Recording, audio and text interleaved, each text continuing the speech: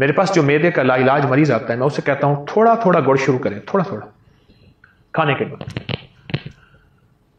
یقین جانیے میں ایک غذا دیتا ہوں، ایک دوا اور غذا دیتا ہوں، ایک احتیاط بتاتا ہوں. اب آپ دیکھیں کہ آپ دنیا کی اگر میدے کی گیس، تبخیر، جلن، پیٹ کا بڑھنا، کھانے کا ہضم نہ ہونا اور کھٹے ڈکار، آپ یہ ساری چیزیں اس کے لیے دوائیں کھا کھا کے تھک چکے ہیں.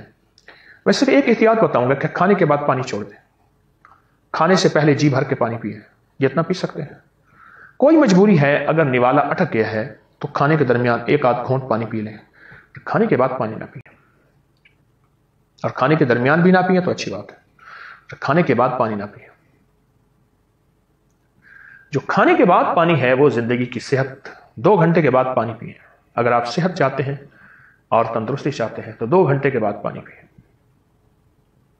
ایسی صحت مند زندگی، ایسی تندرست زندگی آپ گمان نہیں کر سکتے. بہت زیادہ ایسی صحت مند زندگی، ایسی تندرست زندگی آپ گمان نہیں کر سکتے.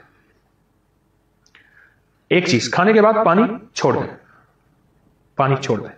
پوری دنیا میں کتنی قومیں ایسی ہیں جو کبھی ٹھنڈا پانی نہیں پیتی. ملکوں کے ملک ہیں، ملکوں کے ملک ہیں جو ٹھنڈا پانی نہیں پیتے، تازہ نیم گرم. ایک تو کھانے کے بعد پانی پینا چھوڑ دیں، اور دوسری آپ سے درخواست ہے کہ کھانے کے ساتھ گڑ اپنی زندگی کا حصہ بنا لیں.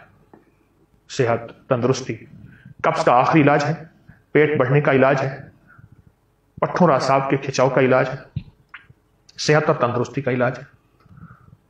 بات ہی ختم ہو گئی. کیوں چھوڑیں اس کو؟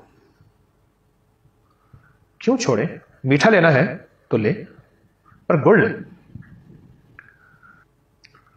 حتیٰ کہ یہاں تک آپ پچھلے بادشاہوں کی اگر تاریخ اٹھا کے دیکھیں، پچھلے بادشاہوں کی تاریخ اٹھا کے دیکھیں تو پچھلے بادشاہوں کی تاریخ میں یہ چیز واضح ملتی ہے کہ ان کی زندگی میں بھی جتنے شاہی کھانے تھے اس پہ چاندی کے ورق اور سونے کے ورق لگے ہوں، چاندی کے برتن اور سونے کے برتن ہوں، ان میں ہیرے جواہرات جڑے ہوئے ہوں، اور سونے کی میز ہو اور سونے کی کرسی ہو اور سونے کے چمچ ہوں، سب کچھ، لیکن گڑ ان کی زندگی میں شامل تھا اور دسترخوان کی زینت تھی اور دسترخوان کا حصہ تھا.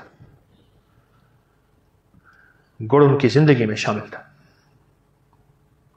دسترخوان کا وہ حصہ تھا اور دسترخوان کی زینت تھی.